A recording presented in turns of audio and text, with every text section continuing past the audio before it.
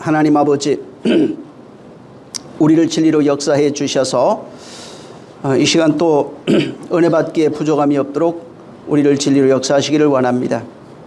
성령의 역사하심과 인도하심이 있어서 주께서 하신 그 말씀의 의미와 내용을 깨닫고 그렇게 지어져 가고 또 창조되어 하나님이 원하시는 자로 주님 앞에 서 있게 도와 주시옵소서.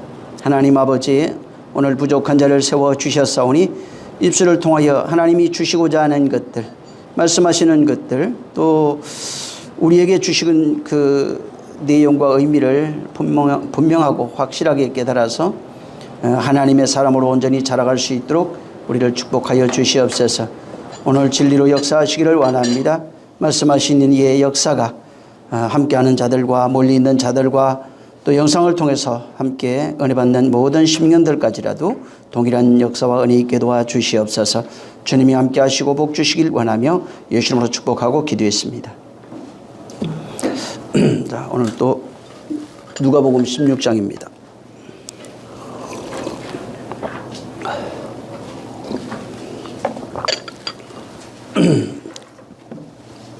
(1절부터) (5절)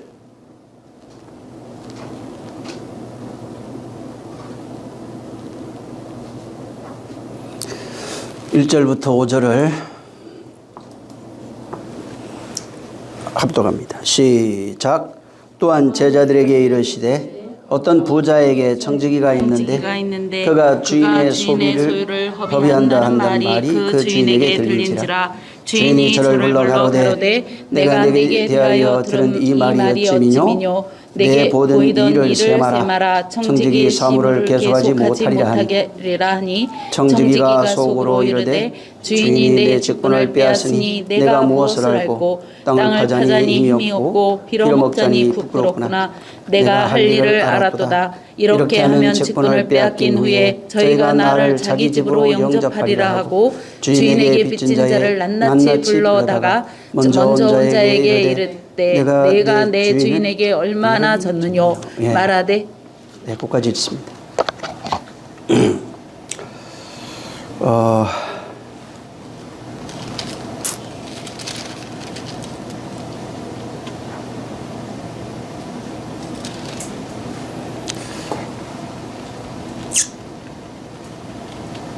지난 시간에 이제 16장에 있는 이 불의한 청지기에 대한 내용을 1절부터 11절을 여러분이 읽었습니다. 오늘은 5절까지만 읽었는데 또 다음 주에 한 번 더 불의한 청지기에 대한 내용을 말씀을 드릴 겁니다. 여기 지금 불의한 청지기라고 되어 있어요. 그리고 이 사람이 여기 지금 1절에 보면은 어떤 부자에게 부자에게 청지기가 있어요. 부자에게 청지기가 있는 겁니다. 근데 부자라는 단어가 이제 그 보면 원문으로 어떻게 나오냐면 안드로포스 티스 에이미 플루시오라고 하는 단어로 되어 있는데 이게 이제 부하고 자, 우리는 이제 붙여져 있지만 부라고 하는 게 플래시오입니다. 플래시오고 이제 이게 부유하다 뭐 이런 뜻이에요. 이제 그 안드로포스는 사람이란 뜻이에요. 이게 부유한 자 할 때 이제 부자 함자로 그렇게 이제 써놓은 겁니다. 그래서 이제 일반적으로 우리가 이제 부자, 그러니까 부유한 그 사람. 그런데 이제, 본문의 내용을 그대로 이제 보면 어떻게 되냐면은 부유함으로 있는 사람이란 뜻입니다. 여기 지금 1절에 부자에게 청지기가 있는데 이 부자에게 있는 이 부자, 원문에는 요걸 그대로 원문을 보면은 부유함으로 있는 사람. 부자에게 이거보다는 부유함으로 있는 사람이 어떤 자가. 이 부자는 부유함으로 있는 사람이에요. 우리가 저 성경에 보면은 부자에 대한 얘기가 몇 군데 있습니다.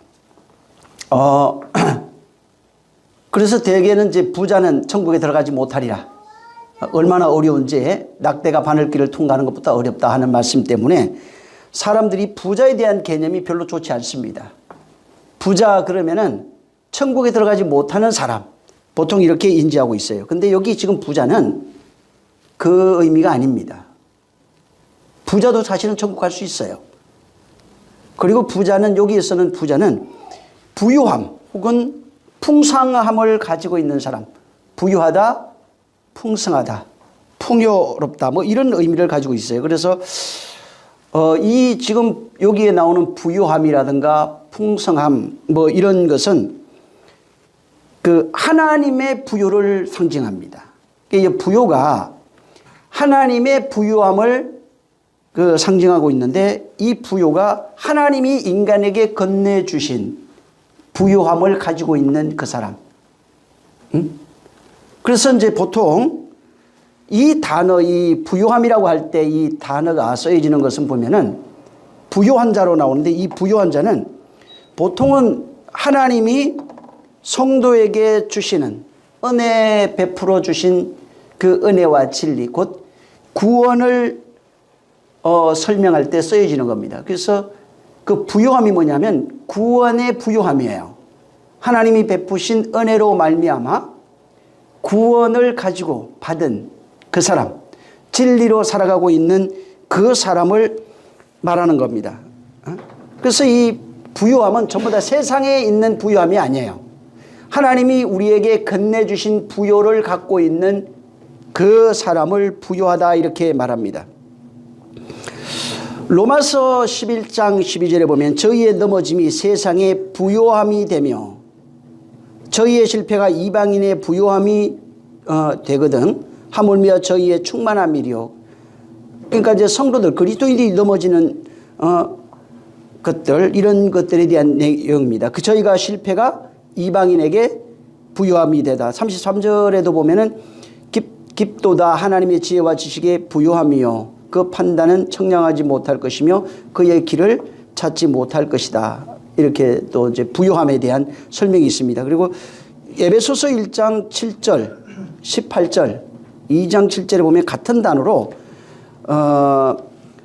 이게 이제 플래시오라고 하는 이 단어, 그다음에 이제 플루토스가 같이 나옵니다. 이 이제 부요함이라고 하는 단어가 이제 같이 나오는데, 이것이 전부 다 부자를 설명하는, 그러니까 어떤 부요를 가지고 있는 상태를 설명하는 내용으로 나와요.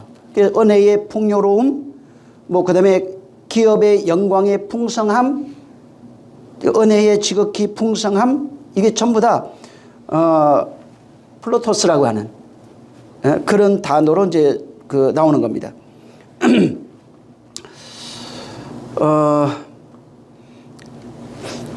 이 지금 이 본문에 이제 부자, 다시 말해서 하나님이 주신 그 부요, 하나님의 어떤 하나님으로부터 부여받은 어떤 신적 능력이라든가 그 생명의 풍성함 혹은 뭐 구원의 능력, 풍성함, 이런 것들을 표현할 때 주로 많이 쓰여지는 겁니다. 그래서 이제 플루시오라든가 플루토스라고 하는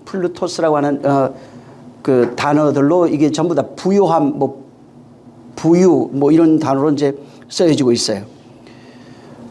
그래서 이 전체적인 그 내용, 이 단어가 쓰여져 있는 그런 내용들을 추려서 확인해 보면 무슨 내용이냐면은, 구약 성경 같은 데는 이 단어들이 하나님께서 주시는, 하나님으로부터 주시는 그런 구원을 받은 자, 뭐 혹은 은혜 받은 자, 이렇게 하나님으로부터 무엇을 부여받아서 구원이라든가 이런 것을 부여받아서, 혹은 뭐 하나님이 주신 어떤 풍요를 부여받아서 부자가 되어 있는 상태, 혹은 풍요로운 상태, 혹은 뭐 거부가 된 상태, 이런 걸 전부 다 부자라고 표현합니다. 그래서 부자라는 개념이 이 땅에서 말하는 돈이 많다 이런 개념이 아니에요. 성경에서 말하는 개념은. 성경에서 말하는 개념은 전부 다 하나님이 무엇을 줘서, 이제 그냥 직설적으로 얘기하면 구원이라든가 은혜라든가 뭐 이런 겁니다. 생명이라든가 하나님으로부터 무엇을 받아서 그것으로 말미암아 풍요로워져 있는 상태를 부자라고 말하는 겁니다. 그래서 전부 다 구원은, 이 부자는 어떤 구원이라든가 하나님이 베푸신 뭐 은혜라든가 이런 것들과 연관되어서 설명하고 있는 겁니다. 그래서 하나님이 무엇을 줘서 이 사람이 어마어마하게 풍성한 자가 되는 겁니다. 그게 이제 그런 자를 부자라고 그럽니다. 혹은 창세기 26장 12절에 보면은 이삭에 관한 얘기가 나오는데 거기에 이삭이 그 땅에서 농사하여 그 해에 100배나 얻었고 또 여호와께서 복을 주심으로 그 사람이 창대하여 왕성하여 마침내 거부가 되고 이게 전부 다 보면은 하나님이 무엇을 줘서 뭐 굉장히 부유한 자, 거부가 되고 창대하게 되고 왕성한 자가 되고 뭐 100배를 얻은 자가 되고 전부 다 이런 겁니다. 나중에 한번 창세기 26장 12절 13절을 꼭 보시기 바랍니다. 창세기 31장 16절도 거기도 한번 보시고 잠언서 3장 16절에는 그 지혜의 우편 손에는 장수가 있고 그 좌편 손에는 부귀가 있다. 그러니까 이게 하나님이 무엇을 줘서 그 하나님이 주신 것으로 풍성한 상태를 가리켜서 전부 다 성경은 부자라고 말합니다. 일반적 개념은 이 세상에 있는 사람들은 개념 부자 그러면 세상에서 돈 많고 잘 살고 이런 걸 얘기를 하는데 성경은 그렇지가 않아요. 그러니까 세상에서 아무리 잘 살아도 세상에 왕들이 많죠. 당시에도 거부들이 많습니다. 근데 하나님이 그들을 부자라고 말하지 않고 하나님이 무엇을 주셔서 그 주신 것으로 인하여 풍성하게 된 그 상태를 말하고 있는 겁니다. 그러니까 하나님으로부터 무엇을 받아야 돼요. 하나님이 무엇을 건네줘서 그 건네주신 그것으로 인하여 부유한 상태를 말하는 겁니다. 그래서 이 지금 본문도 똑같은 내용이에요. 여기 지금 본문에 이 지금 16장에 이 부자가 나오는데 여기는 세상에서 말하는 부자 개념이 아니에요. 세상에서 돈이 많고 잘 살고 행복하고 이런 개념이 아니라 보통은 뭐 하나님 보실 때 부자에 대해서 완악한 자 뭐 이런 것들이 많잖아요. 하나님을 알지 못하는 부자들이 많이 있죠. 그런 부자를 말하는 것이 아닙니다. 하나님이 주신 하나님의 어떤 것, 하나님이 주신 것으로 풍요로워져 있는 그 부자를 말합니다. 그래서 다시 말하면 그냥 이제 성경이 누가복음이기 때문에 이걸로 만약에 설명을 한다면은 하나님이 주신 은혜와 진리로 부유한 자, 생명으로 부유한 자, 구원으로 풍요로운 자. 그래서 그래서 이 부자는 그런 어떤 하나님의 것을 가지고 있는 어떤 그런 상태를 말합니다. 근데 여기에 주인으로 나와요. 그러면 이 주인이 세상에 말하는 하나님 인간을 의미해서 어떤 것을 가지고 있는 상태를 말하는 것이 아니라 구원을 베푸시는 그 자체예요. 생명의 그 자체입니다. 무엇인가 줄 수 있는 그 자체를 말합니다. 그래서 여기 부자라고 하는 개념은 구원을 베푸시는 하나님입니다. 생명을 베푸시는 하나님이에요. 그 하나님 당신 자체, 그러니까 은혜를 베푸실 수 있는 분, 생명을 베푸실 수 있는 분, 이게 풍요를 베푸실 수 있는 그 부인, 그 주인이란 얘기입니다. 주인, 그러니까 인간을 말하는 게 아니에요. 여기는 인간이 어떤 하나님의 것을 받아서 부유한 것 전부 다 부유해요. 그러니까 이 부자라는 게 성경에서 말하는 부자라는 게 반드시 하나님과 관련이 있어요. 근데 여기는 주인을 얘기를 해요. 주인. 그래서 그 구원의 주인, 은혜의 주인, 풍요함의 주인, 생명의 주인. 그래서 여기 부자는 그 모든 것의 주인 대신 인간을 말하는 게 아니고 그것을 가지고 있는 그 자체, 그것의 주인 되시는 분을 말하는 것입니다. 그래서 여기는 어떤 인간의 어떤 그 세상에서 부유한 어떤 부자들, 그리고 그 육신으로 살아가면서 하나님 알지 못하며 살아가고 있는 그런 강팍한 마음을 가지고 있던 자, 하나님을 부정하는 자, 또 하나님을 알지 못하는 그런 그 부자가 아니에요. 그런 부자가 아니고 하나님 그 자체, 그러니까 생명을 줄 수 있는, 은혜 베푸실 수 있는 그 주인, 부자라고 하는 개념에 조금 더 한 단계 나가서 성경에 아까도 얘기한 것처럼 부자는 하나님으로부터 무엇을 받아서 그것으로 풍성해진 상태를 부자라고 설명하는데 여기는 그것의 주인이에요. 그 하나님을 그것을 주시는 그 자체, 생명의 자체, 그것에 대한 그 자체를 말하는 겁니다. 그래서 그 부자란 개념이 있어요. 또 이제 한 가지 개념이 성경에서 말하는 개념을 말합니다. 세상의 개념은 우리가 잘 알고 있어요. 돈 많고 뭐 세상적으로 부유한 자, 이런 자를 부자라고 합니다. 근데 또 한 부자가 하나 나오는데 이게 이제 비유로 설명하는 건데 율법 아래 율례와 법도를 지키며 살아가고 있는 그것을 의로 여기는 자를 부자라고 표현한 데가 있어요. 그러니까 부자가 하나님으로부터 무엇을 받아서 하나님의 것으로 부유한 상태가 부자인데 그 하나님은 그것의 주인 되는 분이에요. 근데 또 다른 한 설명으로는 어떻게 표현되어 있냐면은 그 율례와 법도, 율법 아래서 스스로 부유한 자로 살아가고 있는 사람을 부자라고 말합니다. 이 내용이 한번 예를 들어서 좀 건너뛰면서 한번 보시면 좋은데 이 마태복음 19장을 한번 보세요. 여기에 보면은 뭐가 나오냐면은 16절부터 16절 한번 읽어보세요. 19장 16절. 자, 시작. 어떤 사람이 주께 와서 가로되 선생님이여 내가 무슨 선한 일을 하여야 영생을 얻으리이까. 예, 그 다음에 18절 시작. 가로되 어느 계명이 오니까 예수께서 가라사대 살인하지 말라 간음하지 말라 도적질하지 말라 거짓 증거하지 말라. 예, 그 다음에 20절 보세요. 시작. 그 청년이 가로되 이 모든 것을 내가 지켜 싸우니 아직도 무엇이 부족하니이까. 예.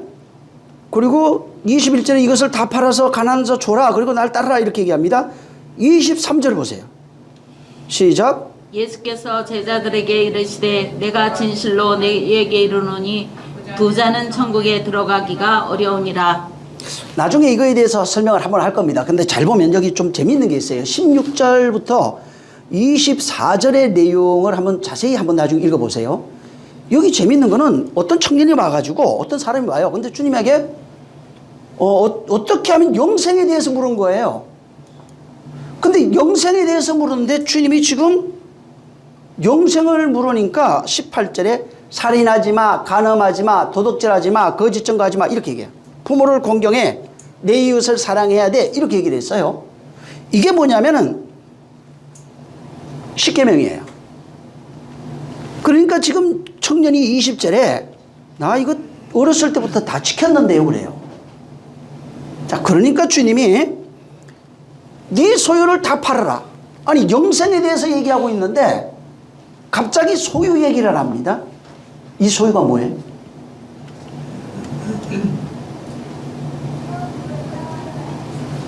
그리고 말씀하신 게 23절에 부자는 천국 들어가기가 굉장히 어렵다는 얘기입니다. 그럼 소유를 알면은 이 사람이 가지고 있는 주님이 말한 그 부유가 뭔지를 말할 수 있어요. 그 22절에 보면 청년이 재물이 많다고 그래요. 말씀을 듣고 근심해서 간다고 말합니다. 지금 주님이 어떤 청년 모르는 사람이 온 거예요. 이 사람 전혀 알지 못해요. 모르는 사람이 와가지고 영생에 대해서 물었는데 나중에 이제 비유 다시 한번 할 때 말씀을 드릴 테지만은 지금 처음 보는 청년이 와서 어떻게 하면 영생 얻습니까? 그러니까 10계명 지켜라. 나 다 지켰습니다. 그러니까 네 있는 소유를 다 팔아라. 근데 청년은 재물이 많은 거로. 지금 주님이 말하고 있는 것과 이 청년이 말하고 있는 게 달라요.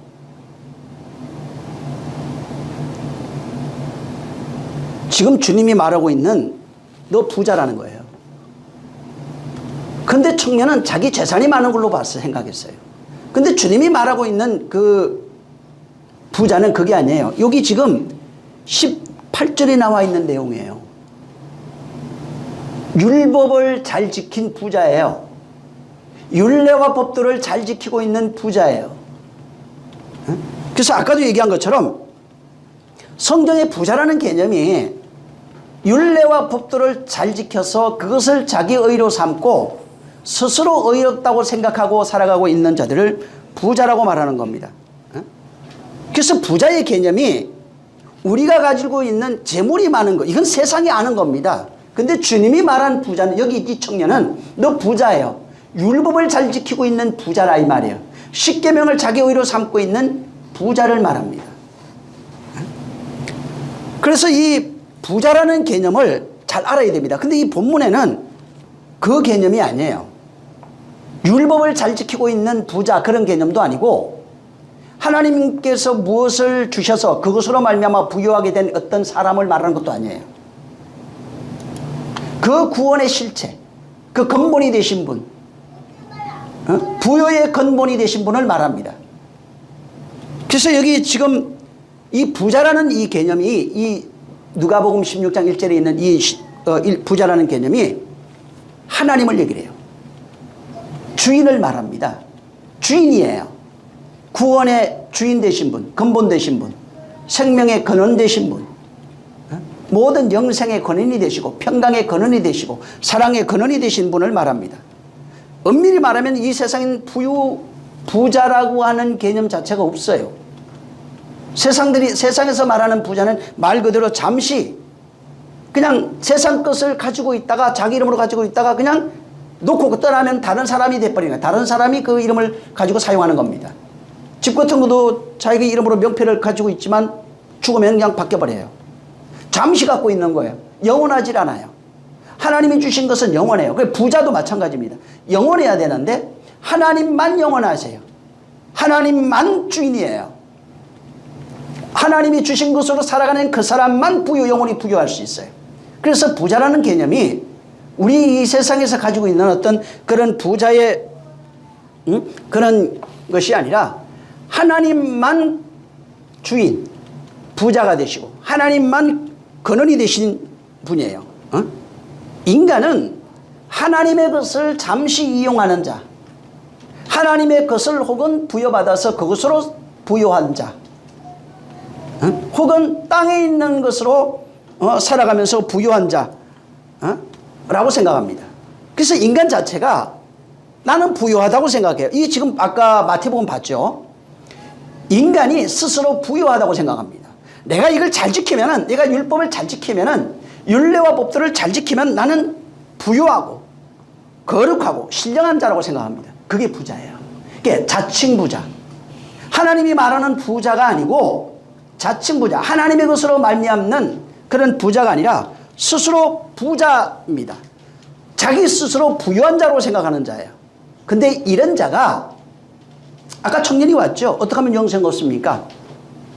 스스로 율례와 법도를 지키며 의롭다고 부유한 자라고 살아가고 있는 그 사람이 살인하지 마, 간음하지 마, 도둑질하지 마, 거짓 증거하지 마, 이웃을 내 몸같이 사랑하라 하는 그 말씀을 어기는 자예요. 다시 말하면 그 사람이 살인하는 자, 거짓말하는 자, 도둑질하는 자, 거짓 증거하는 자예요.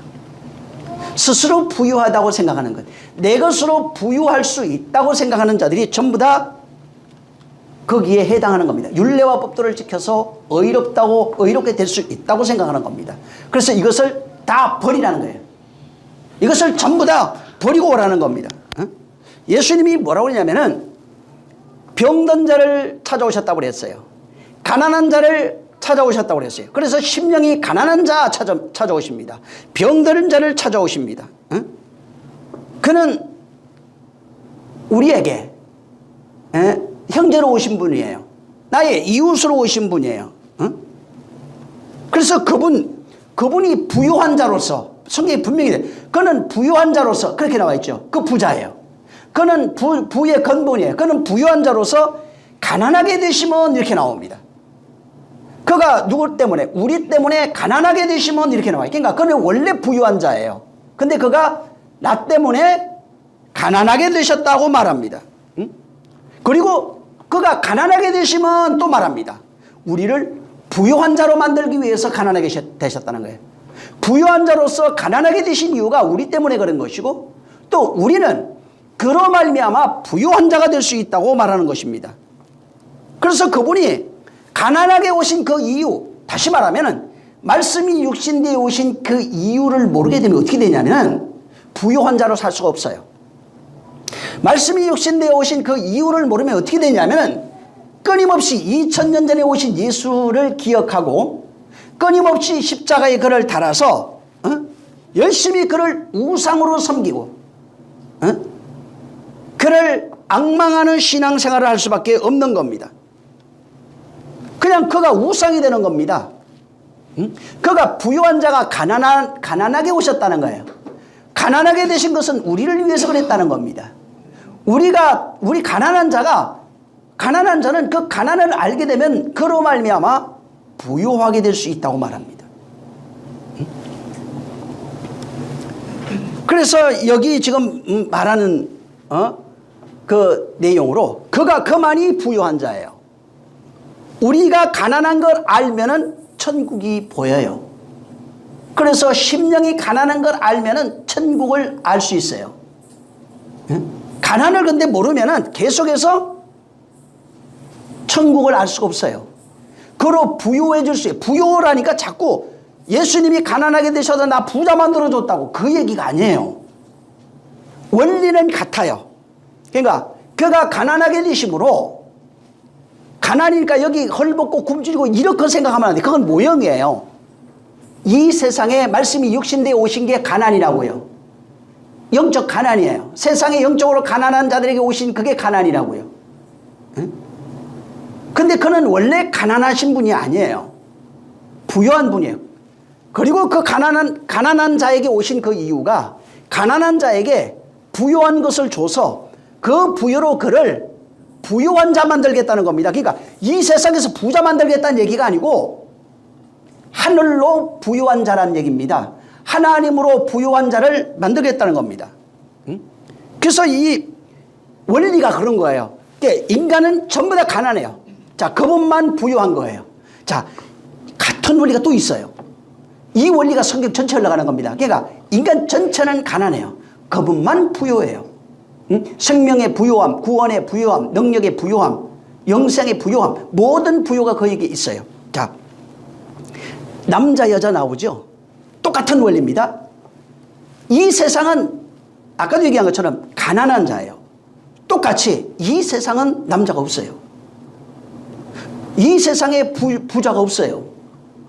이 세상에 부자는 한 명도 없어요. 하나도 없어요. 하나님만 부유해요. 그가 말씀이 육신되어 가난한 자들에게 오신 거예요. 똑같이 이 세상엔 남자가 없어요. 여자만 있어요. 예? 생명의 씨를 가지고 있는 자가 전혀 없는 겁니다. 모두가 여자예요. 그러면은 그분만 생명의 씨를 가지고 있는 분이 누구냐면 하나님만 가지고 있는 거예요. 그러니까 하나님만 남자라고요. 하나님만 생명의 씨를 가지신 유일무이한 남자가 되시는 분입니다. 그래서 이 세상에 육체를 보고 남자 있죠. 남자 여성, 남성 여성이 있어요. 그걸 보고 남자라고 얘기를 하는 게 아니에요. 그건 모형으로 보여준 거예요. 남자가 없다는 얘기가 아니에요. 이 세상에 육신의 남자 있어요. 근데 그거는 하나님이 말하는 모형이라고요. 하나님이 말하는 그 남자는 어떤 개념이냐면 성경은 생명을 가지고 있는 자를 남자라고 그래요. 생명의 씨를 가지고 있는 자를 남자라고 합니다. 남자라도 하나님이 주신, 하나님이 건네준 하나님 것의 생명의 씨를 갖고 있지 못하면 여자가 되는 거예요. 이해하시죠? 이 세상에 돈이 굉장히 많아요. 많은데 근데 하나님이 주신 그 무엇이 없어요. 그러면 가난한 자예요. 육신으로는 엄청나게 부자예요. 삼성그룹 이건희 같아요. 근데 그 사람의 뭐가 없냐면 하나님이 볼 때는 부유한 자가 아니라고요. 가난한 자예요. 뭐가 없냐면 하나님이 주시는 그 생명이 없어요. 응? 하나님이 보내신 생명이 없다고요. 그에게 구원이 없다고요. 영생이 없다고요. 그걸 가난이라고 말하는 거예요. 가난이라는 개념, 부자라는 개념을 잘 알아야 됩니다. 모든 원리가 그렇게 흘러가요. 여기 남자라고 하는 개념, 여자라고 하는 개념도 마찬가지입니다. 그래서 인간은 모든 사람 여자입니다. 여자인데 왜 여자라고 하냐면 하나님의 영원한 생명, 그 씨, 그 생명을 갖지 못했어요. 씨가 뭐예요? 말씀이에요. 하나님이 주신 그 영 혹은 말씀이라고 말하는 겁니다. 자, 하나님만이 남자예요. 그래서 그 씨를 건네받은 여자가 있어요. 그래서 인류를 씨를 건네받아서 잉태하면 여자라고 그럽니다. 그러면 그 씨를 건네받아서 잉태해서 출산해가는 과정 속에 있는 자를 성도라고 합니다. 그런 자를 교회라고 말하는 겁니다. 근데 인간이 어떻게 생각하면 남자 여자가 있기 때문에 나는 남자야 나는 여자야 그러면서 이 세상에 있는 것으로 얼마든지 잉태하고 출산하니까 이 세상에 생명이 없어요. 이 세상에 생명이 없다고요. 유한한 생명이야. 잠시 목숨이라고 그래요. 그래서 잠시 있다가 풀잎같이 이슬같이 없어져 버리는 그런 생명만을 가지고 있는 겁니다. 그래서 여자라고 하는 개념이 뭐냐면 모형으로 남성 여성은 모형으로 보여주고 있어요. 여자는 남자의 씨를 받아서 잉태하고 자라게 해서 출산하는 존재를 여자라고 그래요. 그 원리를 적용해서 성경에다가 너희가 여자야 이렇게 얘기를 하면서 너희는 하늘의 씨가 없어. 하늘의 씨를 건네받아야 되는 존재이고 건네받은 그 씨를 잉태해서 자라게 하고 출산해야 되는 그런 존재라고 하는 것을 남성 여성을 빌어다가 이 성경에서 말하고 있는 겁니다. 그래서 어떤 사람도 그리스도의 영이 없으면 뭐라고 그래요? 그리스도의 사람이 될 수 없어요. 하나님의 씨가 없으면 어떤 사람도 생명을 가진 자라고 말할 수가 없는 겁니다. 근데 많은 사람이 육신으로 태어나서 죽고 이런 걸 너무 많이 봐요. 그러다 보니까 많은 사람이 나는 생명을 가지고 있어. 목숨을 생명으로 오해하고 있는 거예요. 자식도 놓고 하니까 나는 생명을 가지고 있어. 스스로 생명을 잉태하고 만들 수 있어. 그렇게 하고 있기 때문에 스스로 오해하고 있는 거라고요. 그건 생명이 있는 게 아니에요. 그렇게 스스로 나는 생명이 있어. 이 생명을 살아갈 수 있어. 살아갈 수 있어. 라고 살아가면서 하나님 없이 그렇게 살아가고 있는 상태를 살인하지 마.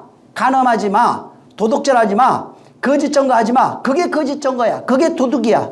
그게 간음이야. 그게 살인이야. 이렇게 말하고 있는 겁니다.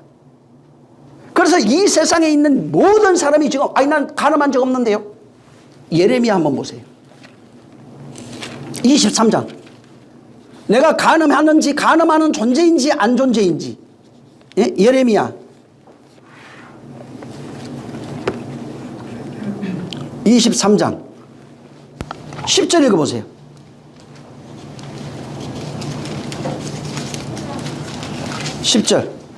자, 23장 10절. 자, 시작. 이 땅에 행음하는 자가 가득하도다. 저주로 인하여 땅이 슬퍼하며 광야의 초장들이 마르나니 그들의 행위가 악하고 힘쓰는 것이 정직하지 못함이니라. 이 땅에는 간음하는 자, 행음하는 자 들어가 보세요. 전부 다 간음하는 자예요. 이 땅에 있는 모든 사람이 간음하고 있어요. 난 남자인데 아니 간음하고 있어요. 여자 간음하고 있어요. 모든 그러니까 하나님이 보시는 간음의 상태가 바로 그거예요. 하나님 없이 스스로 자기 의로 자기 생명으로 살아갈 수 있다고 생각하고 있는 것. 이 생명 자기 의로서 율법 아래 살아가면서 그것으로 능히 살 수 있다고 하는 모든 존재가 간음하고 있는 자들이에요. 이 땅에 있는 모든 존재는 율법 아래 태어난 모든 존재는 이미 간음하고 살인하고 도둑질하고 있는 겁니다. 고린도전서 한번 보세요. 6장. 고린도전서 6장 9절. 고린도전서 6장 9절. 자, 시작.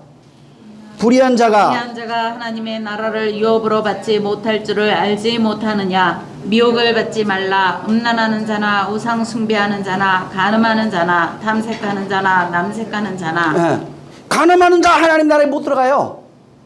이게 뭐냐면 이미 하나님 없이 스스로의 생명으로 살아가고 있는 모든 존재들, 이 땅에 율법 아래 태어나 살고 있는 모든 존재들, 스스로의 생명으로 자기 의로서 갈 수 있다고 생각하는 존재들이 이미 간음하고 있다니까요. 그래서 간음이 우리가 생각하는 그런 간음의 개념을 들어다가 하나님이 말씀하는 간음의 개념을 설명하고 있는 겁니다. 살인, 간음, 도둑질 전부 다 그래요. 인류가 가지고 있는 율례와 도덕으로 알고 있는 살인, 간음, 도덕, 거짓말 이런 것들을 들어다가 하나님이 보시는 간음이 이거야, 살인이 이거야, 도둑질이 이거야, 거짓 증거가 이거야, 이렇게 설명하고 있는 거라고요. 응? 인류 전체는 이미 간음하고 있어요.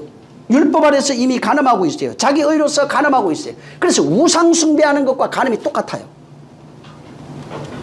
하나님 없이 살아가고 있는 상태를 말하고 있는 거예요. 그게 간음이라고요. 육체의 간음을 말하는 게 아니에요. 그걸 들어다가 설명하고 있는 거예요. 주인 없이 살아가고 있는 것, 신랑 없이 살아가고 있는 것, 이걸 간음이라고 그래요. 야고보서 4장 4절에 간음하는 자, 거기 한번 보세요. 야고보서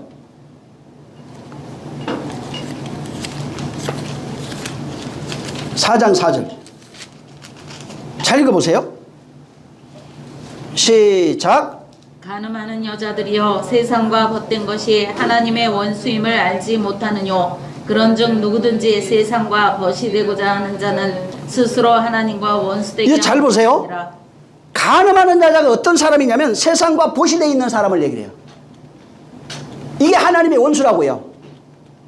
육체의 간음을 말하는 게 아니에요. 지금 하나님이 보는 간이, 내가 보는 간음이 뭔 줄 알아?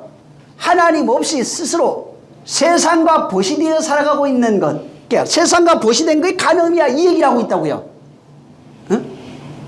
세상과 하나 되어 하나님 없이 살아가고 있는 상태, 그게 간음이야, 그게 우상 숭배야, 그게 살인이야, 이 얘기를 하고 있는 거라고요. 그래서 여기도 간음하는 여자들 전부 다 하나님 없이, 씨 없이, 세상은 씨가 없어요. 하나님 없이 살아가고 있는 존재가 되면은 간음하는 여자들이에요. 응? 그것을 말하고 있는 겁니다. 그래서 간음하는 씨 개념, 남성 여성 개념, 씨와 관련이 되어 있어요. 이 개념, 남자와 여자를 들여다가 남자는 누군 줄 알아? 하나님만이 남자야. 에? 부자도 같은 개념이에요. 여기 본문에 지금 부자도 부자 가난한 자를 들여다가 부자는 이런 거야. 세상에 있는 너희가 말하는 부자가 아니라고요.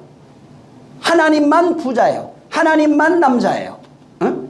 하나님의 것을 받아서 그것으로 살아가고 있는 그 사람이 부자예요. 또 하나님의 씨를 부여받아서 그 씨로 살아가고 있는 자, 그 씨를 흘려줄 수 있으면 남자가 돼요. 그 개념으로 성경이 계속 흘러가고 있다고요. 자, 이 본문에 부자는 이제 알았죠? 청지기라는 단어가 있어요. 이 청지기가 오이코노모스라고 하는 단어입니다. 이게 그 오이쿠오스라고 하는 단어는 이게 집이라는 뜻입니다. 집. 예? 그 다음에 노모스가 뭐냐면 경영하다, 관리하다, 이런 뜻을 갖고 있어요. 근데 여러분 신약과 구약에서 집이라고 하는 개념이 있어요. 우리는 자꾸 집 읽으면 어떻게 되냐면 내 육신이 살고 있는 우리 집, 아파트, 이렇게 생각해요. 그 개념이 아니에요. 성경에서 말하는 이 집의 개념은 뭐냐면 구원과 관련이 있어요. 전부 다 이것도. 전부 다 구원을 설명할 때 쓰는 단어가 집이에요. 창세기 1장 1절에 베레시트라고 하는 단어가 하나 있습니다. 태초에 이 베레시트. 근데 이 단어에 첫 단어가 하나 있는데 거기에 구원이 뭐냐면 이 베이트라고 하는 단어가 설명하는 게 구원이 뭔 줄 알아? 집 안으로 들어가는 거야, 이 얘기하고 있어요. 근데 성경 전체를 집으로 이렇게 이해하고 읽어보면 어떻게 되냐면 전부 다 집 나간 자가 집으로 돌아오는 개념이에요. 집 안에 들어가 있는 걸 구원으로 설명하고 있다고요. 응? 그리고 구약 성경에 집이 없어요. 근데 하나님이 뭐라고 얘기냐면은 너와 내가 같이 집 짓자, 이 얘기를 합니다. 그래서 하나님이 설계도를 주고 우리가 집을 짓는 겁니다. 이 개념이 성경 전체에 올라갑니다. 그러니까 하나님이 뭐라고 하냐면 너와 내가 거할 집을 짓자. 설계도는 내가 줄게. 그리고 그 설계도를 받은 모세가 집을 짓는 겁니다.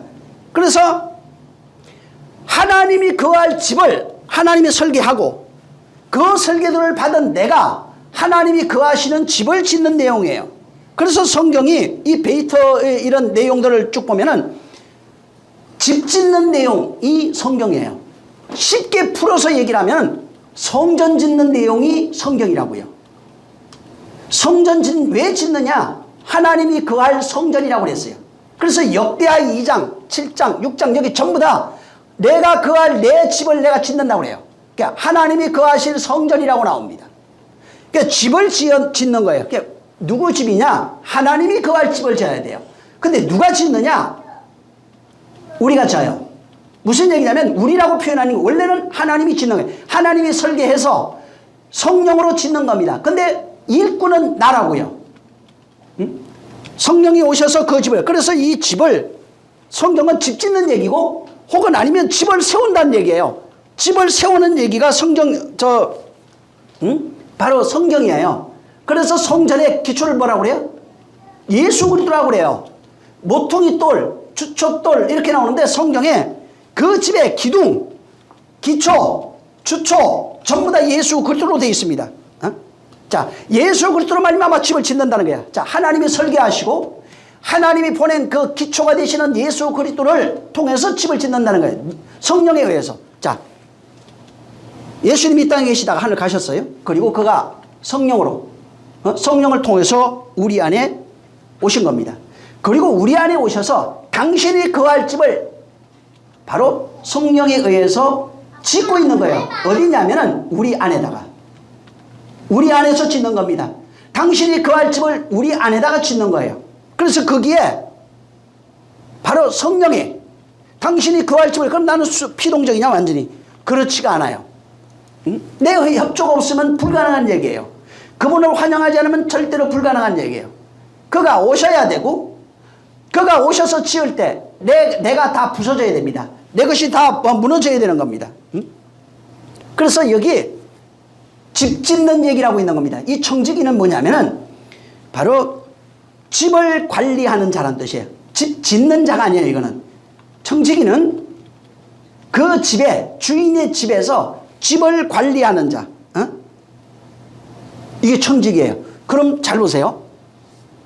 집을 지어서 하나님이 주인이 거하는 집이에요. 그 주인의 집이 따로 있고 여기에서 그 집을 관리해주는 자입니다. 관리해주는 자, 관리자가 청지기예요. 자, 근데 성경에 청지기라는 개념을 한번 생각해 보세요. 청지기라고 하는 게 어디에 나오냐면은 성경 전체에 나와요. 자, 청지기가 성경에서 말하는 청지기를 가장 잘 보여준 자가 누구냐면 요셉이에요. 요셉이 주인의 집을 왕으로 나와요. 그래서 거기에는 애국 왕, 바로 왕으로부터 옷도 입고 의자도 받고 지팡이도 받고 반지도 받고 다 해요. 그리고 주인을 대신해서 그 집을 관리하는 자로 나옵니다. 청지기가 뭐냐면 성경에서 말하는 청지기는 보여지는 걸로 영적으로 표현해 놓은 게 뭐냐면 양식을 나누어주는 자란 의미예요. 네, 하늘의 양식을 나눠주는 자가 청지기예요. 응? 양식을 나눠주는 자. 요셉은 모형으로 돼 있고 그 실상이 진짜 그 양식을 나눠주는 자로 오신 이가 예수 그리스도예요. 예수 그리스도가 양식을 나눠주는 자로 오셔서 양식을 나누어주는 그 일을 하고 있는 겁니다. 응? 자, 그래서 지금 누가복음 우리 16장 봤죠? 청지기에 대한 얘기가 그 앞에 있어요. 12장을 한번 보세요. 12장의 42절을 보세요. 이게 청지기예요. 청지기가 하는 일이 요 16장에 나오는 청지기는 무슨 일을 해야 되냐면 요 12장에 있는 일을 하는 거예요. 12장 42절을 읽겠습니다. 자, 시작. 주께서 가라사대 지혜 있고 진실한 청지기가 되어 주인에게 그 집 종들을 맡아 때를 따라 양식을 나눠줄 자가 누구냐? 네, 바로 주인의 집에서 종들을 맡아서 종들에게 양식을 나눠줄 수 있는 그 사람. 나눠줄 자가 누구냐? 청지기가 하는 일이 종들에게 양식을 나눠주는 일이에요. 바울이 이걸 깨닫고 고린도전서 4장 1절에 사람이 마땅히 우리를 그리스도의 일꾼이요 하나님의 비밀을 맡은 자로 여길지어다. 2절에 맡은 자에게 구할 것은 충성이라. 자, 여기 양식 얘기하잖아요. 그 양식 얘기하는 거 또 밥 생각하면 안 돼요. 바울이 그것을 풀어서 다시 설명을 합니다. 뭐라고 설명하냐면 우리는 하나님의 일꾼인데 하나님의 일꾼이 가지고 있는 것, 그것을 나눠줘야 되는데 하나님의 비밀을 맡았다는 거예요. 하나님의 비밀을 맡아서 그걸 양식으로 나눠주는 거예요. 또 하나의 비밀이 뭐예요, 그럼? 골로새 1장에 보면은 1장 2장에 나와 있어요. 하나님의 비밀은 예수 그리스도라 이렇게 표현합니다. 하나님의 비밀을 맡은 자예요. 그래서 우리가 그 비밀을 가지고 있는 사람, 양식을 가지고 있는 자라 표현, 구약에는 그걸 비유로서 양식을 가지고 있는 자라 표현했고, 그 비밀을 가지고 곧 예수 그리스도를 모시고 있는 자, 하나 된 자를 청직이라고도 신약에 표현하고 있습니다. 베드로전서 4장 10절에 가면은 각각 은사를 받은 대로 하나님의 각양 은혜를 맡은 선한 청지기 같이 봉사라. 청지기가 뭐냐면 하나님의 은혜 받은 거예요. 은사를 받은 대로 비밀을 맡고 있는 자야. 그래서 그 맡은 대로 충성하라는 얘기입니다. 양식이니까 또 밥 얘기하면 안 돼요. 그것도 모형이라고요. 그리스도를 하나님의 비밀이에요. 그를 구약에는 양식으로 표현해 놓은 겁니다. 그 양식을 가지고 살아가고 있는 자, 양식을 가지고 있는 걸 비밀을 맡은 자라 이렇게 표현했고, 그 비밀을 나눠줄 수 있는 자, 청지기라고 얘기한 거예요. 그리고 청지기가 된 사람은 그것에 대하여 충성된 일꾼이 되라고 말하는 겁니다. 그래서 여기 청지기가 뭐냐면 이 본문에 누가복음 16장에 나오는 이 청지기가 비밀을 맡고 있는 자라는 뜻입니다. 하나님의 비밀을 맡은 자, 하나님의 양식을 맡아서 나눠주는 자, 봉사하는 자라는 뜻이에요. 예수 그리스도를 말합니다. 응? 그분밖에 없어요. 그 비밀은 그분이에요. 양식을 나눠줄 수 있는 이도 그분이에요.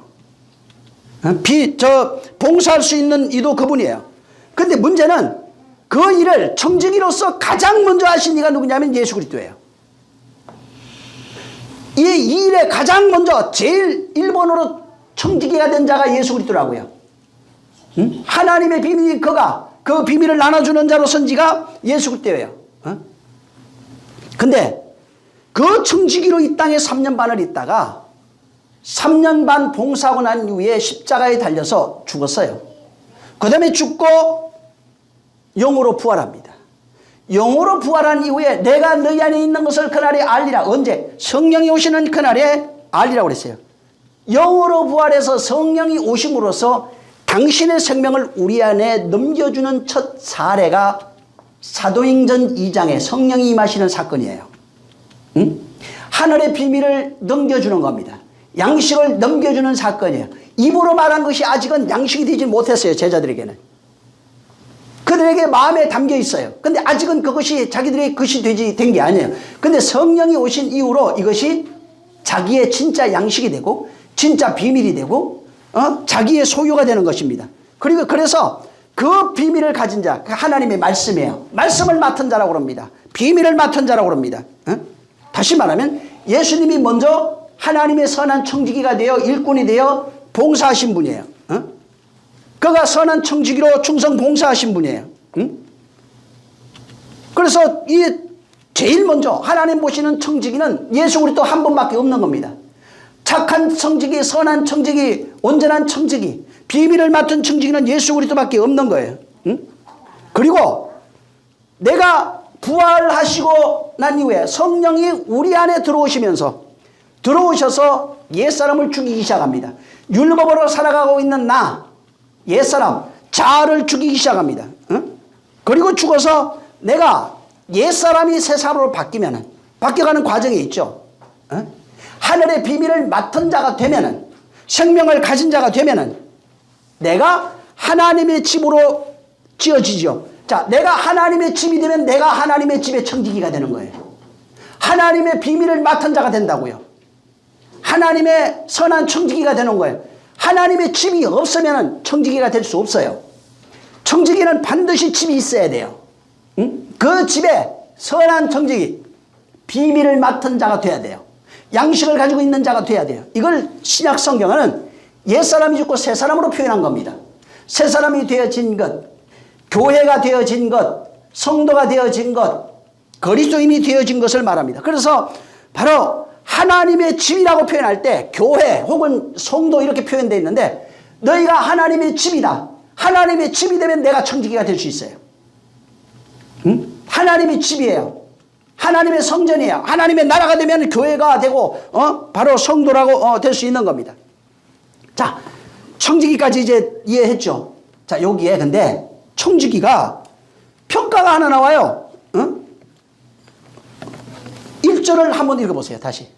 이걸 이해하고 이제 보셔야 돼요. 1절 시작. 또한 제자들에게 이르시되 어떤 부자에게 청지기가 있는데 그가 주인의 소유를 허비한다는 말이 그 주인에게 들린지라. 예. 여기 보니까 주인이 봤는데 청직이 있어요. 집이 있고 집안에서 비밀을 받고 양식을 나눠주는 사람입니다. 근데 이 주인이 보니까 그 청지기가 주인의 소유를 허비하고 있어요. 응? 그걸 주인이 들은 거예요. 그래서 허비하다, 이게 낭비하다 이런 뜻입니다. 이게 낭비하다 이런 뜻으로 되어 있어요. 근데 이 단어가 어디에 나오냐면 15장에 나와요. 여기 둘째 아들이 왜 아버지 재산 가지고 가가지고 허랑방탕하게 그것을 낭비합니다. 허랑방탕하게 아버지 재산을 낭비하다 할 때 썼던 그 단어가 똑같은 단어입니다. 그러니까 재산을 낭비하고 허비하고 이게 그 낭비하고 뭐 허비하다. 이게 이제 그 15장에도 있고 16장에도 같이 있는 겁니다.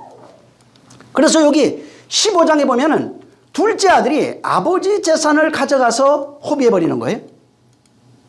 여기 16장에도 똑같아요. 청지기가 주인의 재산을 허비하고 있어요. 뭔가 좀 연결이 되죠. 그러니까 15장에 둘째 아들이 아버지 재산을 낭비하는 것하고 청지기가 주인의 재산을 낭비하는 게 바로 같은 내용으로 설명되고 있는 거예요. 지금 여기도. 그래서 이 아들은 아버지로부터 재산 다 받았어요. 내게 몫을 주시옵소서 하고 그 몫을 가져다가 집을 나가가지고 낭비해요. 허비해요. 낭비에 대해서 지난 시간에 얘기했어요. 없앱니다. 그 인생 전체를 얘기해요. 그게 인생 전체, 낭비하다 허비하다, 이게 우리 인생 전체를 한마디로 표현해 놓은 겁니다. 허비합니다. 그리고 난 이후에 어떻게 되냐면 돌아와요. 둘째 아들이 아버지가 준 몫을 가지고 가서 허랑방탕에 다 허비합니다. 그리고 돌아와요. 바로 여기도 같은 의미예요. 주인이 있는데 청지기가 있어요. 청지기가 주인의 소유를 가져다가 허비합니다. 그 얘기를 듣는데 이제 허비하는데 이게 어디로 가야 돼요? 그러니까 너 이제는 앞으로 이거 일 못할 거야 얘기를 하니까 어떻게 얘기하냐면 청지기가 주인에게 빚진 자들을 불러요. 자기에게 빚진 자가 아닙니다.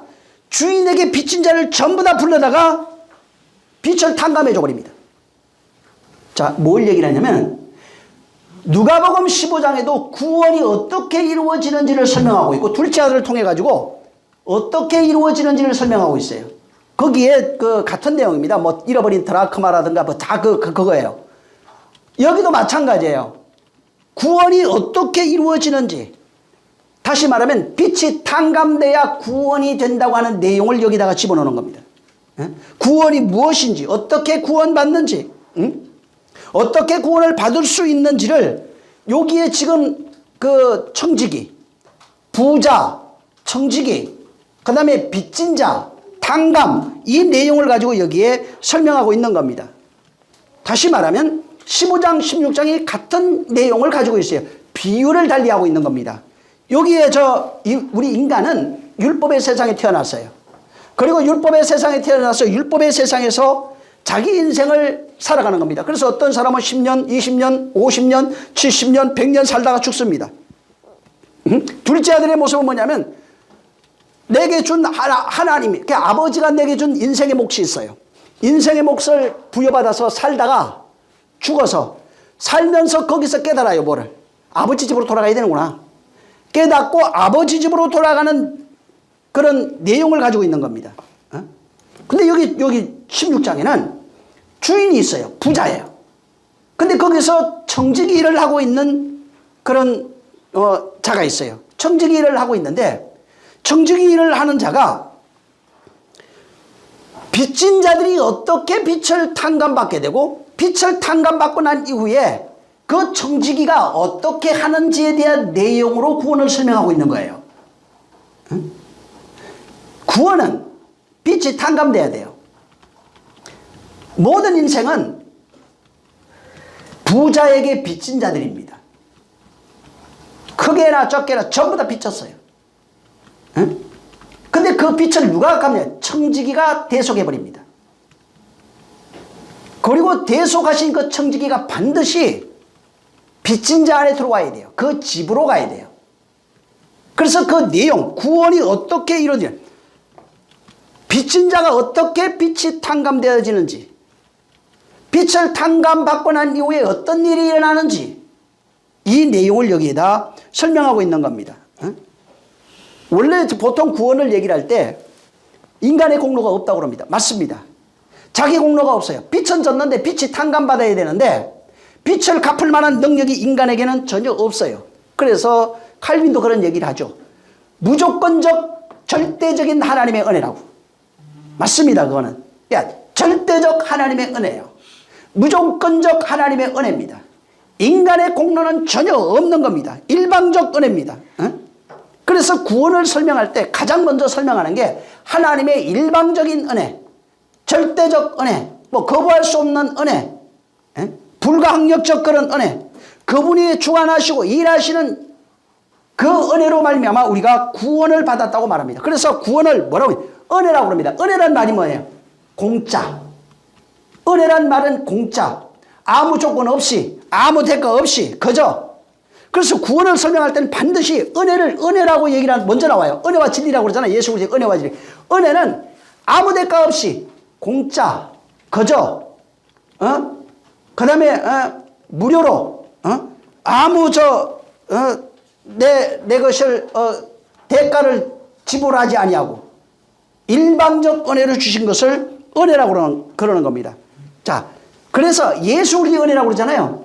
예수 그리스도께서 우리에게 일방적으로 아무 대가 없이 아무 조건 없이 그가 자신의 모든 것을 바쳐서 우리의 빛을 대속하신 겁니다. 그래서 청지기가 빛을 대신 갚는 얘기를 쓰는 거예요. 예수 그리스도가 대신 갚는 거예요. 대신 그것을 바쳐버리는 겁니다. 여기에 불의한 청지기가 누구냐면 예수 그리스도예요. 주인은 하나님 아버지예요. 빚진 자는 우리입니다. 예수 그리스도가 청지기가 돼서 도저히 인간이 갚을 수가 없어요. 그 빚을 갚을 능력이 없어요. 근데 그가 빚진 자를 전부 다 불러옵니다. 근데 빚진 자가 자기가 빚진 것을 모르면은 은혜 못 받아요. 탕감받을 수가 없는 거예요. 빚진 것을 반드시 알아야 됩니다. 빚진 것을 알아요. 그래서 불러요. 불렀는데 너 빚졌잖아. 나 빚 안 졌는데 그러면 끝나는 거예요. 빚진 것을 내가 알고 있어야 돼요. 그리고 빚진 사실을 알고 청지기가 부를 때 가야 되는 겁니다. 가면은 그가 그것을 전부 다 탕감해 주는 얘기예요. 그래서 이 4절을 한번 보세요. 본문 4절 시작. 내가 할 일을 알았도다. 이렇게 하면 직분을 빼앗긴 후에 저희가 나를 집으로 영접하리라 하고. 청지기가 할 일, 빚을 대속하신 이후에는 우리가 그를 영접해야 돼요. 그가 그래서 은혜와 진리예요. 그분이 우리에게 은혜 베풀면 그가 우리 안으로 들어오셔야 되는 겁니다. 안 들어오면 아무 소용없어요. 온전한 구원이 될 수 없는 거예요. 여기 지금 청지기가 보면은 1절에 주인이 허비한다는 내용을 듣고 청지기 이제 그만해 너 라고 말합니다. 근데 그걸 돌이키면 되는 여기 뭐라고 되어 있냐면 청지기가 자기 스스로 오히려 더 깊은 수렁으로 들어가 버립니다. 다시 말하면 예수님 스스로가 자기 직분을 그냥 포기해버려요. 청지기 직분을 아예 포기해버려요. 그걸 없애버리는 거예요. 청지기 직분을 버려요. 버리는 방법이 어떻게 되어 있냐면 빚진 자들의 빚을 탕감함으로써 버리는 겁니다. 청지기 직분을 잃는 방법이 빚진 자들의 빚을 대속함으로써 바로 빚을 갚아버리고 자기 청지 직분을 내려놓는 겁니다. 그래서 여기 그분이 청지기의 직분, 주인의 때를 맡아 양식을 나눠주는 그 직분을 스스로 빚진 자들을 위해서 다 내려놓고 빚을 탕감하고 낮은 자의 위치에 내려와가지고 빚진 자들과 동등한 위치에 서게 되는 겁니다. 그래서 여기 4절에 내가 청지기 일을 이제는 못할 것이다. 그리고 저들이 나를 그 이후에 내가 이렇게 하면은 저들이 나를 자기 집으로 인도할 것이다. 그래서 그가 빚을 갚는 방법을 설명해 놓고 그 다음에 빚을 탕감받은 자는 그를 영접해야 돼요. 그래서 주 예수 그리스도를 영접하라. 그를 영접하는 자는 뭐예요? 영생을 얻는다. 어? 그리스도를 영접하면 뭐가 돼요? 영생을 얻는다. 그러니까 영접하면 빚진 자가 청지기를 영접하면 영생이 돼요. 그 내용을 여기다가 숨겨놓은 겁니다. 어? 그래서 그가 이 영접이 되지 아니하면은 구원이 없어요. 은혜가 뭔지를 전혀 모르는 겁니다. 어? 그래서 영접하는 개념이 두 가지 같이 있는 거예요. 이게 사실은 이 개념은 우리가 스스로 그를 영접할 수 있다 그런 내용이 아니에요. 이 단어 자체도 이게 데코마이라고 하는 단어인데 중간 태형으로 되어 있거든요. 이게 다시 말해 예수님에 의해서 영접되어지는 의미가 있어요. 우리가 영접하고 싶다고 해서 영접하는 게 아니에요. 빚진 자가 돼야 되고 그 빚을 탕감하는 사실을 알아야 되고 그리고 그 사실을 알고 먼저는 그가 먼저 아시는 거예요. 빚을 탕감함으로써 우리는 영접할 수 있는 자격이 되는 겁니다. 그리고 영접하는 자, 그 내용을 알고 은혜를 알고 영접하는 자에게 그가 그와 함께 거하시는 겁니다. 그래서 결론적으로 얘기를 한다면 예수님에 의해서 우리가 그를 영접할 수 있는 영접하는 자가 되는 거예요. 그렇게 영접하면은 그와 청지기와 똑같은 자가 되는 겁니다. 그래서 여기도 지금 나를 자기 집으로 영접할 거야. 자기 집, 자기 성전. 그리고 내가 너희 안에 있는 것을 알리라. 바로 여기가 이제 구원인데 집안 안에 그 청지기가 집 안으로 들어오는 그 상태를 구원으로 설명하고 있는 겁니다. 그와 하나 되는 걸 구원으로 설명하고 있는 거예요. 그래서 너희가 그리스도의 지체다. 너희는 교회다. 너희는 거기에 처소가 되어 그의 집으로 지어져 가고 있고, 그러니까 전부 다 그 얘기예요. 집으로 지어져 가고 있고 처소가 되어 있고 그와 하나 되어 있고, 이게 전부 다 구원을 말하고 있는 겁니다. 그와 하나 되는 과정, 구원받는 과정, 구원의 내용을 전부 다 말하고 있는 거예요. 그래서 너희가 집으로 지어져 가고 있고 그리스도 안에서 성령으로 지어져 가고 있고 집이 되어 가고 있고, 이 15장으로 설명하면은 너희가 아버지 집으로 돌아갔고 아버지에게 돌아간 거예요. 아버지 집으로 돌아간 겁니다. 그러니까 거기가 집으로 가야 돼요. 집으로 가지 아니하면은 그분과 하나가 될 수 없는 거예요. 구원을 설명하고 있는 겁니다. 여기 지금 한 군데 마태복음 9장 한번 보세요. 마태복음 9장에 6절 보세요.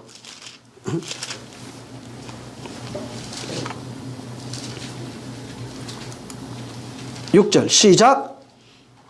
그러나 인자가 세상에서 죄를 사하는 권세가 있는 줄을 너희로 알게 하려 하노라 하시고 중풍병자에게 말씀하시되 일어나 내 침상을 가지고 집으로 가라 하시니. 모형이에요. 이게 집으로 돌아가는 게 구원이라고요. 병 나은 자가, 치료받은 자가 집으로 돌아가는 내용이 전부 다 구원이에요. 누가복음 8장 41절에 보면은, 그도 볼까요? 한번 그냥 누가복음 8장 41절 시작. 이에 회당장인 아이로라 하는 사람이 와서 예수의 발 아래 엎드려 자기 집에 오시기를 간구하니. 예. 집으로 가. 예수님이 자꾸 집으로 들어가야 돼요. 누가복음 14장 23절에 주인이 종에게 이르되 길과 산울로 나가서 사람들을 강건하여 데려다가 내 집을 채워야 돼요. 집으로 가는 겁니다. 아버지 집으로 가야 돼요. 주인의 집으로 가는 거예요. 그를 모셔야 되는 거예요. 그게 천국이에요. 그와 하나 되는 걸 말해요. 사도행전 16장 31절에 주 예수를 믿어라. 그리하면 너와 내 집이 구원을 받아요. 집이 돼야 돼요. 그분의 처소가 되는 거예요. 히브리서 3장 5절에 모세는 장래에 말할 것을 전가하기 위하여 하나님의 온 집에서 사환으로 충성하였고, 그러니까 하나님의 집에서 청지기로 일했다는 겁니다. 6절에 보면은 그리스도는 그의 집 맡은 아들로 충성하였으니, 그러니까 하나님의 집에서 충성하는 자가 그리스도예요. 사환으로 일한 자가 모세예요. 우리가 소망의 담대함과 자랑을 끝까지 견고히 잡으면 그의 집이라. 우리가 뭐라고요? 그의 집이라고요. 집이 되는 겁니다. 집으로 지어져 가야 돼요. 그러니까 히브리서 3장 6절에 바로 그의 집이 되는 겁니다. 모세는 사환이다. 예수는 여기 뭐라고 그러세요? 아들로 충성했다. 그 집에. 모세는 집에서 사환으로 일하고 예수 그리스도는 아들로 충성하고 우리는 뭐라고 나와요? 네가 집이다. 집이 되는 겁니다. 집으로 지어져 가는 겁니다. 그래서 성경에 집으로 돌아오라, 뭐 돌아간다, 집으로 지어져 가고, 바로 집이 되어 가고 하는 게 전부 다 뭐냐면 구원의 과정, 구원의 내용, 구원에 관한 것들을 설명하고 있는 겁니다. 이 본문도 같아요. 불의한 청지기, 예? 바로 예수 그리스도예요. 하나님의 집을 맡은 청지기입니다. 그걸 불의하다고 얘기를 했어요. 하나님의 집을 맡은 청지기가 예수 그리스도예요. 근데 그가 불의하다는 거예요. 왜 그러냐면 대신 속해버렸거든. 응? 하나님께 비친 것을 그가 대신 속해버렸어요. 그러니까 하나님께 그걸 불의하다 이렇게 얘기한 거예요. 근데 그 불의가 아니에요. 바울이 그 내용을 알고 불의한 자가 의로운 자라는 겁니다. 그래서 우리가 도저히 우리는 갚을 수 없는 그 빚을 지고 있어요. 주인에게 지고 있는데 청지기가 그 내용을 알고 하나님께 비친 겁니다. 하나님께 비쳤어요. 근데 청지기가 그 내용을 알고 우리에게 불의한 청지기로 다가왔다 이 말이에요. 하나님 볼 때 불의하다 이 말이에요. 하나님의 것을 대신 속해버리겠으니까. 하나님의 것을 근데 우리 입장에서는 불의한 이가 아니에요. 의로운 청지기예요. 그래서 우리의 빛을 탕감하고 그 빛을 탕감한 내용을 알고 있는 자가 그를 내 안에 집으로 영접하여 드리는 거예요. 내 집으로 영접해 드리는 겁니다. 그걸 성전이라고 그래요. 구원의 과정을 얘기하는 거예요. 그러니까 그분이 들어왔을 때 내 빛이 탕감되고 내가 그의 집이 돼서 그분이 내 안에 들어와서 거하실 때를 성전이라고 그래요. 그걸 구원의 완성이라고 그래요. 그걸 바로 하나님의 집이라고 그래요. 그렇게 되어가는 과정, 빛이 탕감되어서 그분이 들어오셔서 함께 거하시면서 살아가는 그 내용, 그 여정, 집으로 지어가고 집이 되어가고 그리스도로 되어가고 그렇게 그 과정을 말하고 있는 겁니다. 우리는 지금 그 하나님의 은혜라는 얘기를 교회 굉장히 많이 써요. 은혜가. 자, 하나님의 주권, 뭐 하나님의 임재. 문제는 뭐냐면 은혜가 뭔지 몰라요. 지금. 주권이 뭔지 몰라요. 하나님의 임재를 말하는데 그 임재 내용을 모르고 있는 겁니다. 그냥 입에서 교회 다니니까 자연적으로 그냥 자동적으로 은혜, 구원, 임재, 주권, 사랑 아예 그냥 입에 바른 소리를 하고 있지 그게 그 내용이 뭔지 아까도 얘기한 남자가 뭔지 여자가 뭔지도 몰라요. 그걸 빌어다가 말하고 있어요. 부자가 뭔지 가난한 자가 뭔지를 모른다고요. 그냥 막연히 하나님을 믿으면은 예수 믿으면 구원 받는데 나는 그거 믿어. 난 반드시 믿어. 자기 확신이에요. 전부 다 그런 어떤 이론, 자기 확신을 가지고 하나님 앞에 내가 죽으면 그냥 구원해 주시겠지. 계속 물어보면은 천국이 있는지 없는지 죽어봐야 알고, 구원 받는지 안 받는지도 죽어봐야 알고, 전부 다 이렇게 갈 수밖에 없는 거예요. 스스로를 속이고 있는 거예요. 자기 스스로도 자기 스스로를 속이고 있는 거예요. 엄밀하게 얘기를 하면은 피조물은 창조주에게 일방적으로 나를 구원해 주소서, 피조물이 창조주에게 무엇인가 요구할 수 있는 권리 자체가 없어요. 인간 스스로 무엇을 요구해서 하나님은 그걸 들어줘야 할 만한 그런 권리가 인간에게 전혀 없다고요. 죄인에게 죄인의 요구를 들어줘야 될 만한 그런 권리를 찾을 수가 없어요. 만약에 피조물의 요구를 신이 들어주면은 그 피조물은 신이라는 얘기입니다. 신과 동등한 권리를 가지고 있어요. 동등한 권리에서 거리가 되는 거예요. 내가 이렇게 하면 이렇게 되고 이렇게 하면 이렇게 되고 이렇게 해주시면 내가 이렇게 할게요. 이건 신과 내가 동등하다는 얘기입니다. 내가 신의 자리에 있다는 얘기예요. 피조물은 어떤 상황에서도 바로 그에게 무엇을 요구할 수가 없어요. 신의 의지에 따라서 좋은 것은 나쁜 것은 천한 것은 귀한 것은 자기 마음대로 쓸 권리가 다 있는 거예요. 그건 피조물이 힐문할 수 있는 어떤 권리가 전혀 없어요. 그러다 보니까 인간이 근데 신학이라고 하는 거 있잖아요. 교리, 학문 율례, 법도 이런 걸 가지고 논리를 가지고 내가 이렇게 하면 신은 이렇게 해줘야 돼. 일방적으로 자기가 가지고 있는 그 신념, 자기 확신을 가지고 하나님을 우상으로 만들어 놓고 내가 이렇게 섬겨드리겠습니다. 내가 이렇게 할 테니까 하나님은 그 대가로 이것을 주시옵소서. 말은 그렇게 하지 않지만 모든 살아가는 그 삶, 신앙생활에 그게 다 녹아 있어요. 그러다 보니까 하나님을 대등한 위치에서 거리하고 있는 겁니다. 하나님이 오해하면 안 돼요. 하나님이 우리가 구원 못 받으면 저주받는다고 생각하시면 안 됩니다. 내가 구원 못 받으면 하나님이 많이 억울한 것처럼 생각하시면 안 돼요. 그분이 구원해 주기 위해서 엄청나게 우리에게 너 구원 좀 제발 받아줄래? 액을 복걸한다고 생각하시면 안 돼요. 이 세상 태어나서 그냥 죽고 흘러가는 건 자연이라니까. 여러분 지금 사람 뭐 하나 죽이고 아이 잔인하다고 그러죠. 이번에 이성균 죽었네. 그 어떤 여자가 사기쳐가지고 안타깝죠. 그거는. 옛날에는 내 앞에서 칼로 상대방 목을 다 쳤다고요. 응? 요새 같은 전쟁이 아니에요. 요새 그런 얘기 하잖아요. 요새는 400m, 200m 넘어 있는 적을 총으로 쏴 죽이는데 그 죽는 거에 대한 그게 없대요. 별로. 저 맞았나 보다. 이렇게만 생각하지 그 죽어가는 괴로움을 못 본다는 거예요. 그러니까 그 사람 죽인 거에 대해서 죄책감 별로 안 든다는 거예요. 근데 옛날에 창으로 싸울 때는 앞에서 눈깔이 빠지고 모가지가 막 잘려나가고 손이 막 잘려나가고 쓰러져 가지고 내장이 다 흘러나오고 이런 걸 다 보고 살았어요. 그때는 그걸 더 많이 느낀다는 거예요. 응? 아니 성경에 하나님이 이방인들 죽일 때 잔인하게 죽입니다. 어린아이들. 이 세상에서 어린아이를 죽는 게 불쌍한 게 아니라니까. 그렇게 죽는 건 아무것도 아니에요. 그냥 여러분 집에서 키우던 개나 닭이 새끼를 놓고 해가지고 병아리 잡아먹고 해요. 불쌍하게 여겨요? 그냥 그건 하나의 이 땅에 와서 육신으로 살아가는 존재들이 당연히 그냥 태어나고 살아가다 죽는 거예요. 그냥 그 속에는 아무런 의미가 없어요. 그냥 태어나서 살다가 죽는 거. 그냥 육체라고요. 그거는. 하나님의 관심이 어디 있냐면 하나님의 영이 있어야 돼요. 하나님의 생명을 가진 그에게만 관심이 있어요. 그냥 그래서 전쟁을 하다 죽든 뭘 하다 죽든 똑같은 겁니다.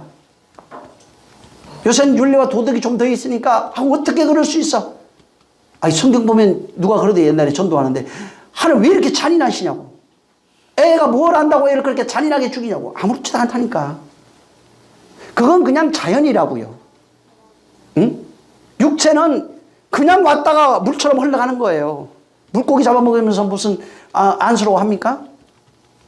그런 건 아무렇지도 않으면서 굉장히 그러니까 율례와 도덕을 가지고 내가 세운 기준으로 하나님을 판단하고 세상을 판단하고 있는 겁니다. 그건 하나님과 아무런 상관이 없어요.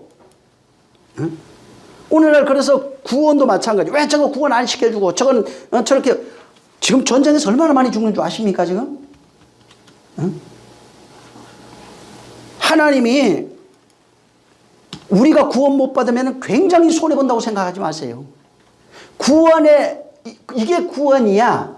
이렇게 해야 구원이 될 수 있어. 이렇게 되면 내가 너와 하나 되고 너는 내 것이 될 수 있어. 너는 나와 영원히 하나 될 수 있어. 계속해서 그런 얘기를 가르쳐 주면서 그렇게 되라고 설명하고 있어요. 깊은 얘기하긴 그렇지만 안 믿다 죽어도 아무 상관없어요. 그렇다고 그 사람이 그렇게 안 믿다 죽었어요. 혹여 살해당했어요. 아무렇지도 않아요. 죽어도. 사실은. 응? 근데 그 내용 모르니까 끝이라고 생각하니까 끊임없이 그거에 대한 원망, 아쉬움. 응? 이 세상 기준으로 보니까 뭔가 하나님이 자기 마음에 안 드는 거예요. 그러니까 교회 다녀도 구원이 뭔지 모르고 그냥 죽으면 알아보겠지, 알겠지 뭐. 그러니까 구원에 확신이 없어요. 구원에 확신이니까 또 어디는 뭐 몇 월 며칠 날 그거 알아야 된다고. 몰라도 됩니다. 응? 그거하고 또 전혀 상관없는 거예요. 구원 받았는지 못 받았는지 과연 나 받았을까? 그것 때문에 얼마나 불안해요. 물어보면은 가슴이 철렁 내려앉잖아 벌써. 응? 내가 진짜 구원 받았을까 못 받았을까? 나 과연 어떻게 될까? 응? 목사님한테 물어봐도 시원한 답이 없고 다 신하게 만들어낸 거예요 사실.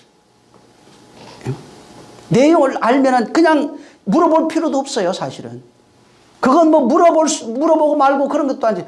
태어나서 아이는 자기 태어난 거 알고 숨쉬기 시작해요. 인간 스스로가 뭐 구원을 내가 이렇게 하면 구원받고 못 받습니다. 구원은 그분의 일방적 은혜 없으면 안 돼요. 그분의 일방적 주권이 없으면 안 되는 겁니다. 이 세상을 일방적으로 창조하듯이 구원도 그분의 일방적으로 역사하지 않는 한 구원이 있을 수 없어요. 내가 알지 못하는 그때 그가 일방적으로 불러다가 빛을 탕감해버리는 겁니다. 그 내용을 알아야 돼요. 내가 알아야 될 건 빚진 것만 알면 돼요. 그 다음에 빚진 것을 알고 그가 탕감한 내용을 좀 알아야 돼요. 그리고 탕감한 이후에 내가 해야 할 일이 있어요. 내게 은혜 베푸신 그분, 그분을 어떻게 모셔드려야 되는지, 어떻게 오셨는지에 대해서 알아야 돼요. 인간이 신과 거래할 수 없어요. 내가 믿어드리니까 복 주세요. 내가 이렇게 할 테니까 뭐 해주세요. 뭐 해주세요. 성경은요, 인간이 하나님과 거래할 수 없다고 말해요. 거래해서 되는 얘기가 아니에요. 다만 아무것도 모르는 어린아이가 배고파서 밥 주세요 하면 밥 줘요. 아프니까 이거 아파요 그러니까 고쳐줘요. 그건 얼마든지 있을 수 있어요. 근데 거래해서 되는 문제는 아니에요. 응? 거래, 아이가 뭐 압니까? 부모 마음을 어떻게 알아요? 모르고 그냥 자기가 싫으면 싫다고 짜증내고 배고프다고 울고 그냥 그가 자기가 할 수 있는 게 다예요. 그게 인간이라고요. 울고 짜증내고 도망다니고 지멋대로 하고 그게 인간이에요. 응? 인간이 무엇인가 할 수 있는 것이 없어요. 응? 오늘날 교회 열심히 다닌다고 구원의 확신 생기는 게 아닙니다. 열심히 다녀가지고 무슨 열심히 헌금한다고 그래서 구원의 확신 오는 게 아니에요. 그래서 구원의 내용을 알아야 되고 천국이 어떻게 되는지 천국의 내용도 좀 알아야 되고 지옥도요. 지옥도 좀 알아야 돼요. 여러분 내가 얘기하긴 그런데 지옥이라고 나와 있는 성경 단어를 찾아가지고 쫙 보세요 한번. 거기에 지옥에 대한 내용이 다 있어요. 우리가 생각하는 그런 게 아니라고요. 지금 인과응보 그 천국 몇 청천 개념 이런 거 있잖아요. 전부 다 불교 힌두에서 온 겁니다. 힌두 불교 이게 기독교에서 말하고 있는 천국 개념이 있어요. 뭐 몇 청 뭐 이런 거 있잖아요. 지옥의 몇 청 뭐 이런 거 있어요. 이게 전부 다 힌두의 뿌리를 두고 있어요. 거기에서 불교 개념하고 비슷해요. 그래서 오늘날 기독교 보세요. 불교하고 비슷해요. 다 카톨릭 완전히 똑같아요. 연옥 개념. 성경적 개념이 아니라고요. 전부 다 이방 종교에서 온 겁니다. 그래서 진짜 빛이 탕감된 거 알고 그분이 와 있는 상태를 구원, 집이 지어져 가고 있는 상태를 구원이 되어 가고 있는 거예요. 구원 받으라. 받으리라. 받았다. 그 과정을 계속 설명해 주고 있어요. 하나 되어져서 살아가고 있는 삶이 구원의 여정이라고요. 그리고 결국은 아버지 집으로 돌아가야 돼요. 15장에는 아들이 어떻게 돌아가는지, 돌아올 때 아버지가 하는 일이 뭔지를 말하고 있고 16장에는 불연청직에 대한 다음 주에 또 한 번 더 합니다. 근데 이 16장에는 청지기가 어떻게 빚진 자를 돌아오게 하는지, 구원이 어떻게, 그러니까 죄의 속박 아래 있던 자가 어떻게 자유를 누리게 되는지에 대한 내용을 여기에 설명하고 있는 겁니다. 다시 말하면 예수님이 불의한 청지기가 되신 거예요. 응? 그분이 불의한 청지기가 되셔서 내 죄악을 속량하시고 우리를 죄에서 구원하신 겁니다. 이게 1번이에요. 그리고 그가 구원하신 그분을 모셔드려서 그와 하나 되어 영원히 사는 게 2번이라고요. 그게 진리예요. 그와 하나 되어서 살아가는 게 진리예요. 그가 나를 죄악에서 속량하신 게 은혜예요. 그래서 예수 그리스도가 은혜와 진리로 임하신 분이라고 요한복음 1장 18절에 말하는 겁니다. 그분이 은혜 베푸신 사실을, 그 내용을 알아야 되는 거예요.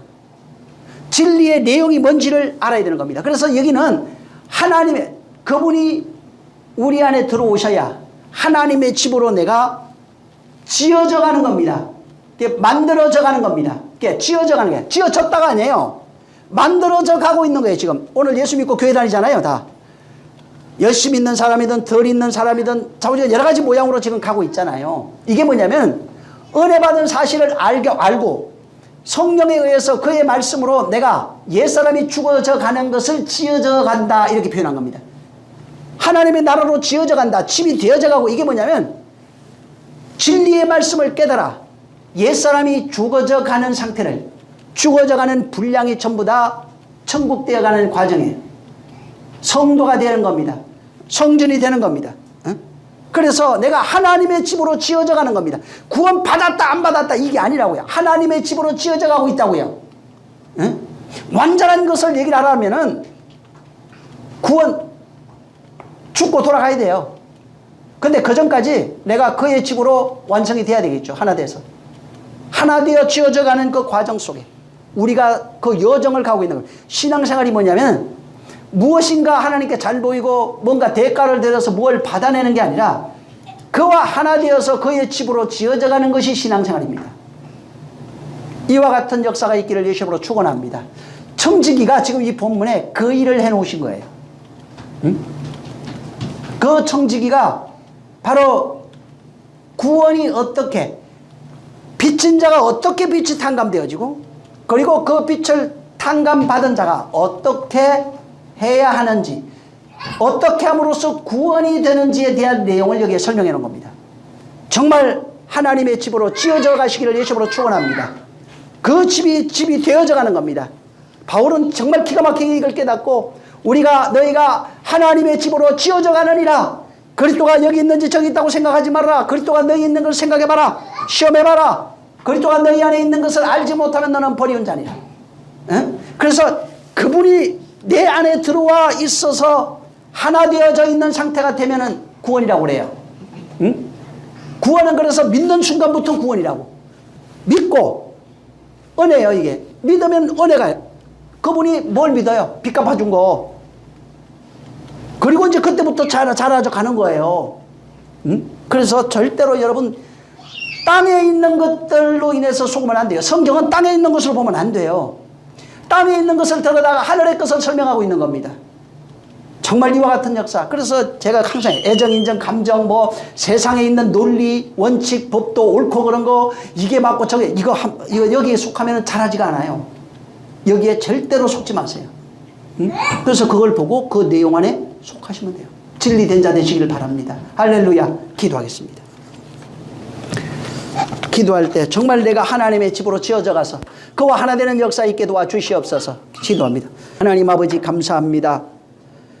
정말 청지기가 바로 빚진 자들을 다 탕감하고 대속함으로써 그 대속받은 그 빚진 자들이 청지기를 불러 이제 나와 함께 우리 집에 거하시자고 그렇게 초청하여 내 집에 들어오기를 간청하여 그와 하나 되어 영원히 사는 것처럼 이와 같은 역사 은혜와 진리로 은혜 받은 것을 알고 우리가 또 진리로 말미암아 그를 영접하여 드려서 내 집에 그와 하나 되어 살아가는 그러한 삶이 우리 이 말씀을 듣는 모든 자들에게 임하도록 역사하여 주시옵소서. 정말 그의 나라로 그의 성전으로 그의 집으로 그의 처소로 지어져 가게 도와 주시옵소서.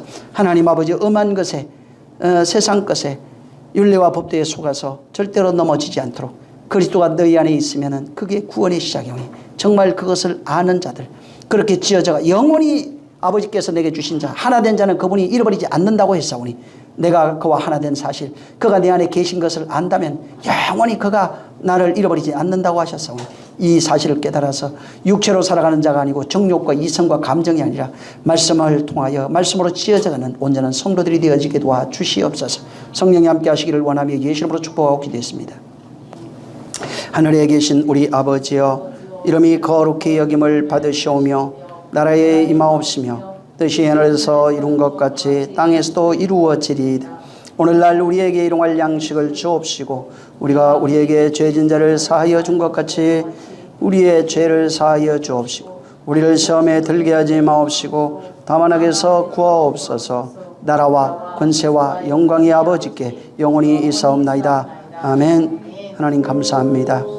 정말 불의한 청지기로 역사하신 그 당신의 그 은혜와 진리가 우리 안에서 깨달아져가며 또 진리로 지어져가는 자 그를 주인으로 모셔서 살아가는 존재 되게 하시옵소서.